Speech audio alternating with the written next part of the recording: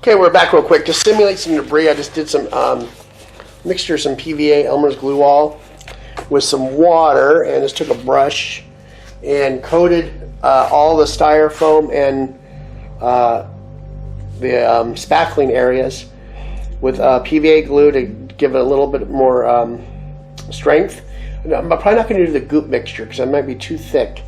I added a little bit of play sand on top of that. I'm going to let that dry, and then I'm going to go in with another coat of PVA on top of that, and then do some more texturing with some finer beach sand or some craft sand, whatever I have available at the time, and we're going to go from there. So as usual, thank you. We'll see you in the next section. Okay, I am doing an experiment now.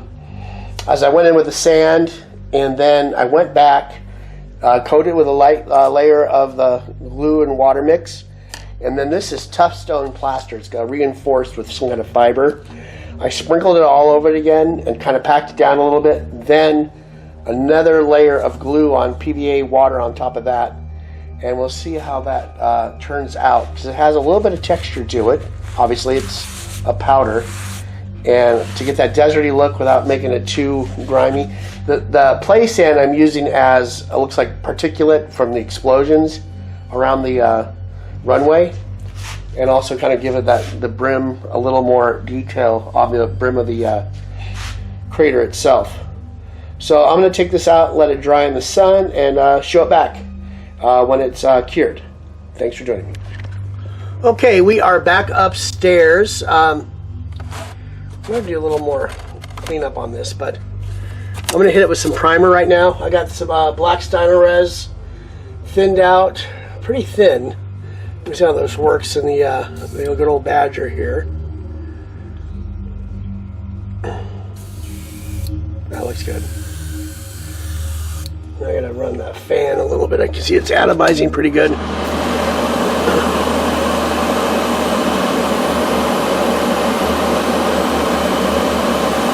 So I'm going to do nice, even, thin coats on it. I'm not trying to rush the priming process. And I'm still thinking about changing the crater. I might have made a little too much sand in it to lose some of that crater look, but we'll see. And I always love the priming process because it always takes all that unjointedness of all the different things you're putting together, then makes them solid. It's kind of like the kind of a transformation. So this thin coats, I probably thinned it out maybe 30%.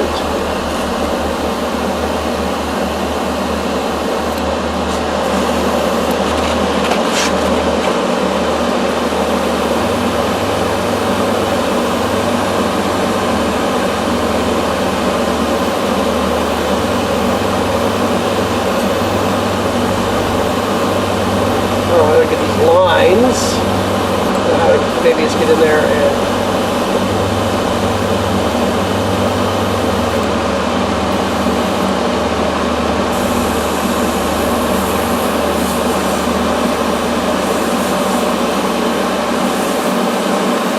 try and get it too wet.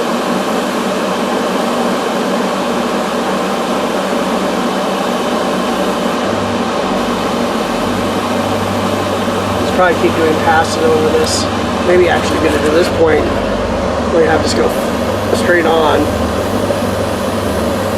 so you have no angle when hitting those little channels I carved over the Dremel.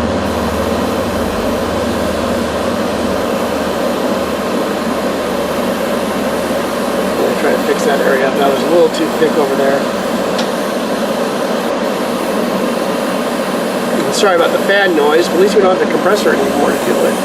Got the silent air running.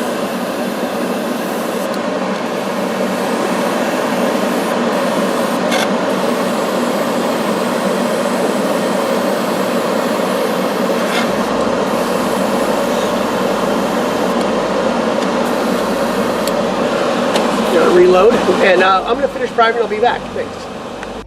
Okay, we are back.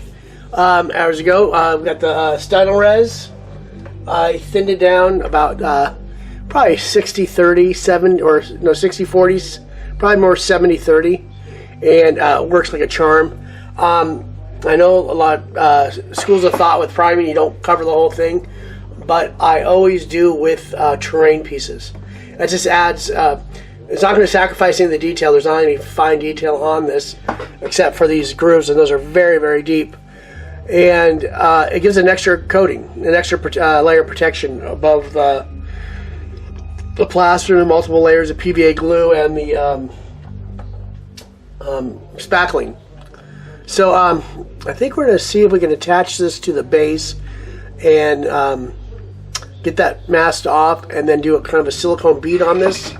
And then we're going to hit that with some primer or maybe some PVA and plaster to kind of blend in with the base. And I want this to be a nice tight fit on the base itself, not just floating on top like an afterthought. I like it all kind of joined together. So as usual, thank you for joining me, and we'll see you in the next section.